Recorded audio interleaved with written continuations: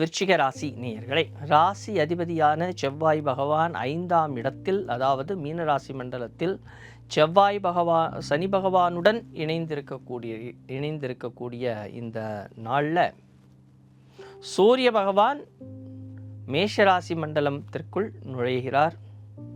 சுக்கிர பகவான் 7ஆம் இடத்திற்கு அதிபதியும் அவருடன் இணைந்திருக்கிறார். இப்போ இந்த 4ஆம் இடம் என்று சொல்லக்கூடிய சுகஸ்தானம், சிறிய குழப்பங்கள், ஒரு அமைதி இல்லாமல் இருக்கிறது, அதெல்லாம் சரியாயிடும். டென்ஷன் ஆக வேண்டிய அவசியமே இல்லை. ஆனால் அதற்கு காரணம் என்ன? உங்களுடைய அதிகமான எதிர்பார்ப்புகள். இந்த அதிகமான எதிர்பார்ப்புகளால் வரக்கூடிய சிக்கல்கள்.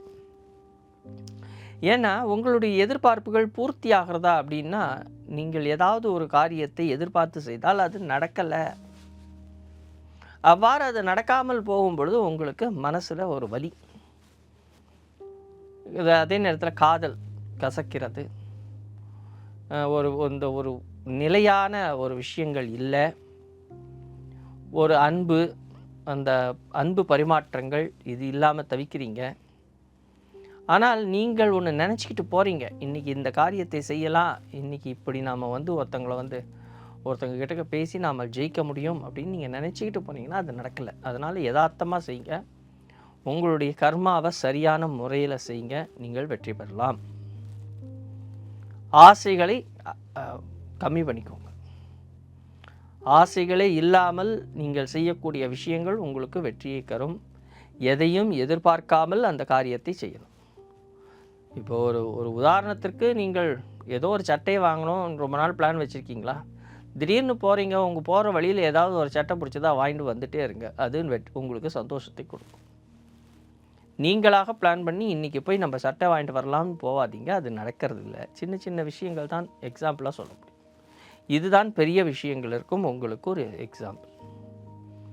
புத்தி சாதுரியம் கூடும், நல்ல ஞானம் இருக்கும், செய்யக்கூடிய விஷயத்திற்கு ஒரு இன்ட்யூஷன் கிடைக்கும், பூர்வ புண்ணியஸ்தானம் பலமாக இருக்கிறது, பாக்யஸ்தானம் வலுவாக இருக்கும், பாக்யஸ்தானாதிபதி யோகியாக வரக்கூடிய வருடம், அந்த பாக்யஸ்தானாதிபதியே ஒரு விஷயத்தில் உங்களுக்கு அர்காதிபதி, சேனாதிபதி.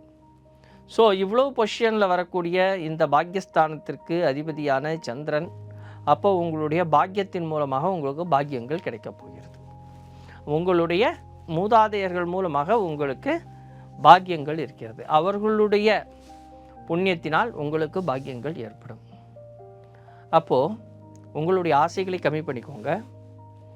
உங்களுடைய இன்ட்யூஷனை, உங்களுக்கு என்ன இன்ட்யூஷன் கிடைக்குதோ, உங்களுக்கு மனசில் ஒரு விஷயம் டக்குன்னு தோணும், அந்த டக்குன்னு தோன்ற விஷயத்தை செய்யுங்க. குழப்பமாகக்கூடாது, தெளிவாக இருந்தால் உங்களுக்கு வெற்றி கிடைக்கும். எதிர்பார்க்காமல் செய்யக்கூடிய விஷயங்களில் உங்களுக்கு வெற்றி கிடைக்கும். படிக்கிற குழந்தைகளை பொறுத்த வரைக்கும் அருமையாக படிப்பீங்க.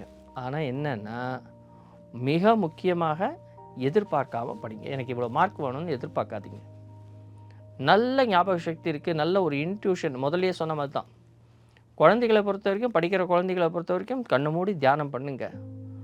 படிக்கிற விஷயங்கள் எல்லாம் ஆழ் மனதில் எடுத்துகிட்டு போய் படிக்கணும். அப்போ உங்களுடைய படிப்பு திறமை வெளிப்படும். நல்ல ஒரு திறமையான விஷயங்களில் நீங்கள் வாழ்க்கையில் வழிநடத்தி செல்வதற்கு நல்ல குருமார்கள் கிடைப்பார்கள். அந்த குருவினுடைய பரிபூர்ண அனுகிரகம் இருக்கிறது. அதனால் டெய்லி உங்களுடைய அம்மா அப்பாவுக்கு நமஸ்காரம் பண்ணணும். அதே நேரத்தில் உங்களுடைய டீச்சருக்கு நமஸ்காரம் பண்ணணும். டீச்சரை எதிர்த்து பேசக்கூடாது. எந்த நேரத்திலையும் டீச்சரை தயவு செஞ்சு கிண்டல் பண்ணாதீங்க. குரு சாபத்திற்கு ஆளாகாதீர்கள். எப்பயுமே குரு சாபத்திற்கு ஆளாகக்கூடாது. குருவினுடைய பரிபூர்ண கிருபா கடாட்சம் கிடைக்கணும் ஒருத்தனுக்கு. தொழில் சார்ந்த விஷயங்களில் பொறுத்த வரைக்கும் ஒரு முன்னேற்றம் கிடைக்கும். தொழிலில் இருந்த சங்கடங்கள் தீரும். தொழில் சார்ந்த விஷயங்களில் நீங்கள் எதிர்பார்த்த லாபங்களை கிடைக்கும்.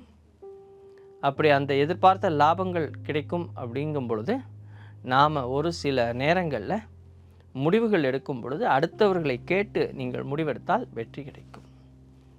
வைகாசி மாதத்தில் கொஞ்சம் எச்சரிக்கை தேவை.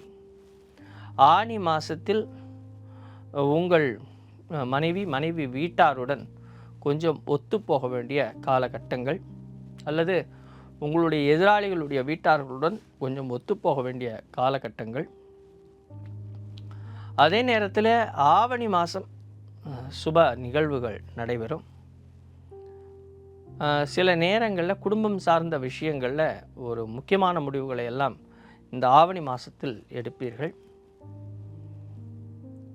அதே நேரத்தில் புரட்டாசி மாதம், இந்த ஐப்பசி மாதம், இந்த காலகட்டங்களில் உங்களுடைய கவனங்கள் அதிகமாக படிப்பு விஷயத்திலும் தொழில் விஷயத்திலும் இருக்கும். அந்த நேரத்தில் தொழில் சார்ந்த சில மாற்றங்கள் ஏற்படும். உலகளாவிய வழியில் நமக்கு நம்முடைய தொழில் சார்ந்த விஷயங்கள் விரிவடையும். மொத்தத்தில் இந்த பிரபாவ வருடம் உங்களுக்கு மன நிறைவையும் மன நிம்மதியையும் கொடுக்கும். உங்கள் சுய ஜாதகம் நன்றாக இருந்தால் இந்த பிரபாவ வருடம் உங்கள் வாழ்வில் ஒரு புதிய மாற்றத்தையும் புதிய படிப்பினையையும் கொடுக்கும். நன்றி, வணக்கம்.